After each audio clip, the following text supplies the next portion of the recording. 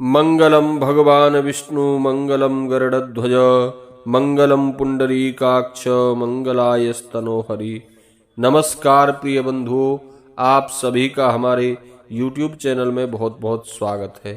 आज के इस वीडियो में आप श्रवण करेंगे बृहस्पतिवार व्रत की पवित्र पावनी कथा। भगवान बृहस्पति देव विद्या बुद्धि के दाता माने जाते हैं।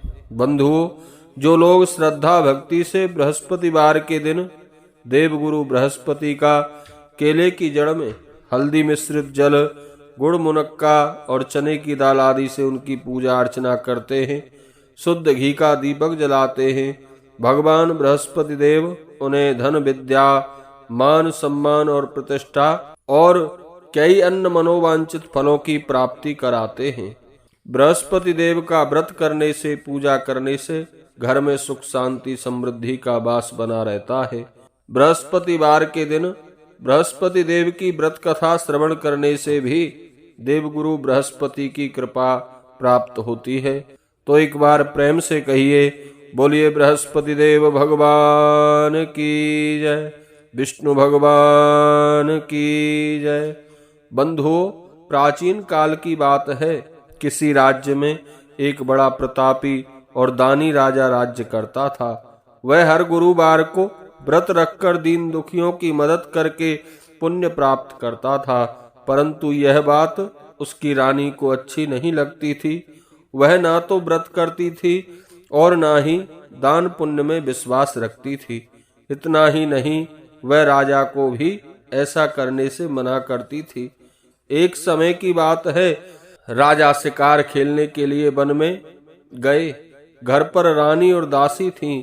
उसी समय देवगुरु बृहस्पति साधु का रूप धारण कर राजा के दरवाजे पर भिक्षा मांगने आए। साधु ने जब रानी से भिक्षा मांगी तब वह कहने लगी, हे साधु महाराज, मैं इस दान पुण्य से तंग आ गई हूँ। आप कोई ऐसा उपाय बताएं जिससे कि सारा धन नष्ट हो जाए और मैं आराम से रह सकूं। इतना सुनकर बृहस्पति देव ने कहा, हे देवी, तुम बड़ी विचित्र हो। संतान और धन से कोई दुखी होता है भला? अगर अधिक धन है तो इसे शुभ कार्यों में लगाओ, कुंवारी कन्याओं का विवाह कराओ, विद्यालय, बाग बगीचों का निर्माण कराओ, जिससे तुम्हारे दोनों लोग सुधरें। परंतु साधु की इन बातों का रानी पर कोई असर नहीं हुआ। उसने कहा कि मुझे ऐसे धन की आवश्यकता नहीं है जिसे मैं दान दूं और संभालने में सारा समय नष्ट कर दूं। तब साधु ने कहा, अगर तुम्हारी ऐसी इच्छा है तो मैं तुमसे जैसा कहता हूं तुम वैसा ही करना। गुरुवार के दिन घर को गोबर से लीपना, अपने बालों को पीली मिट्टी से धोना, राजा से हजामत बनाने को कहना और भोजन में मांस मदिरा का प्रयोग करना, कपड़े धोबी के यहाँ धुलने देना। इस प्रकार 7 बृहस्पतिवार करने से तुम्हारा समस्त धन नष्ट हो जाएगा। इतना कहकर साधु के रूप में बृहस्पति देव अंतर ध्यान हो गए। साधु के अनुसार कही बातों को पूरा करते हुए रानी को केवल 3 बृहस्पतिवार ही बीते थे। समस्त धन संपत्ति नष्ट हो गई और भोजन के लिए अब राजा का परिवार तरसने लगा। तब एक दिन राजा ने रानी से कहा, हे रानी, तुम यहीं रहो, मैं दूसरे देश को जाता हूँ, क्योंकि यहाँ पर सभी लोग मुझे जानते हैं, इसलिए मैं कोई छोटा कार्य नहीं कर सकता। ऐसा कहकर राजा दूसरे देश चला गया।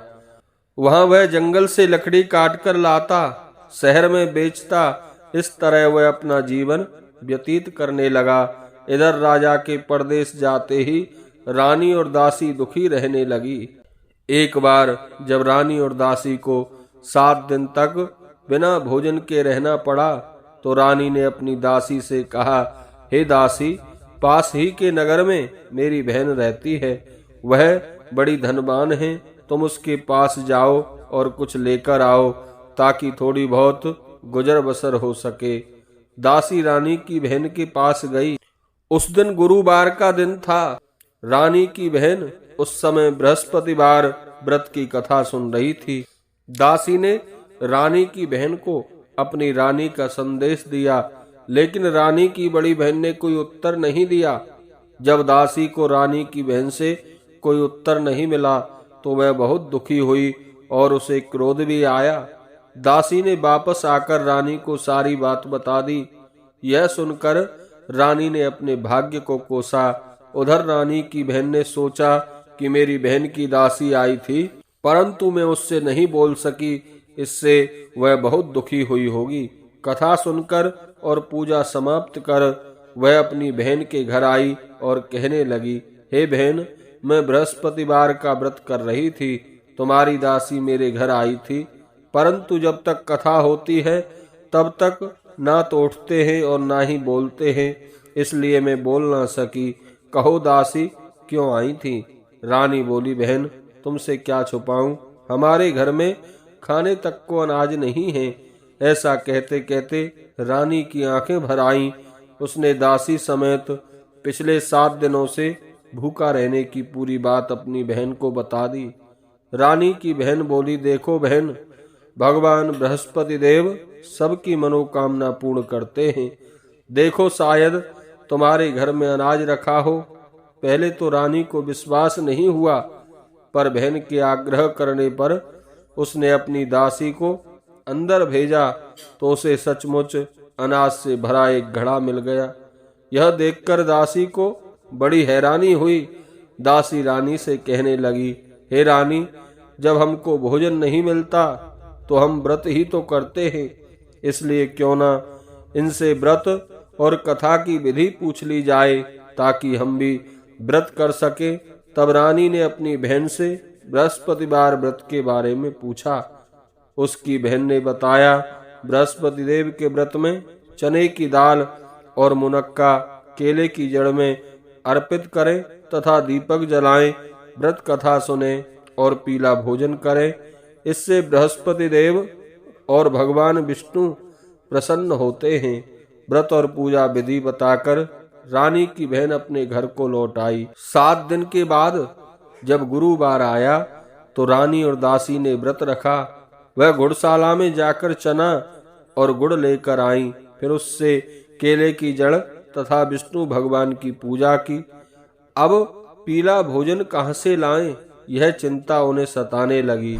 चूंकि उन्होंने बृहस्पतिवार का व्रत रखा था, इसलिए बृहस्पति देव भगवान उनसे प्रसन्न थे। वह एक साधारण व्यक्ति का रूप धारण कर 2 थालों में पीला भोजन दासी को दे गए। भोजन पाकर दासी बहुत प्रसन्न हुई और फिर रानी के साथ मिलकर भोजन ग्रहण किया। उसके बाद वह सभी गुरुवार को बड़ी श्रद्धा से व्रत और पूजा करने लगी। बृहस्पति देव की कृपा से उनके पास फिर से धन संपत्ति आ गई, परंतु रानी फिर से पहले की तरह आलस्य करने लगी। तब दासी बोली, देखो रानी, तुम पहले भी इस प्रकार आलस्य करती थी, तुम्हें धन रखने में कष्ट होता था, इस कारण सभी धन नष्ट हो गया, और अब जब बृहस्पति देव की कृपा से धन मिला है तो तुम्हें फिर से आलस्य होने लगा है। रानी को समझाते हुए दासी कहती है, बड़ी मुसीबतों के बाद हमने यह धन पाया है, इसलिए हमें दान पुण्य करना चाहिए, भूखों को भोजन कराना चाहिए और धन को शुभ कार्यों में खर्च करना चाहिए। इससे तुम्हारे कुल का यश बढ़ेगा, स्वर्ग की प्राप्ति होगी और पितृ प्रसन्न होंगे। दासी की बात मानकर रानी अपना धन शुभ कार्यों में खर्च करने लगी। इससे पूरे नगर में उसका यश बढ़ गया। बृहस्पतिवार व्रत कथा के बाद श्रद्धा से बृहस्पति देव की आरती उतारनी चाहिए, उसके बाद प्रसाद वितरण करना चाहिए।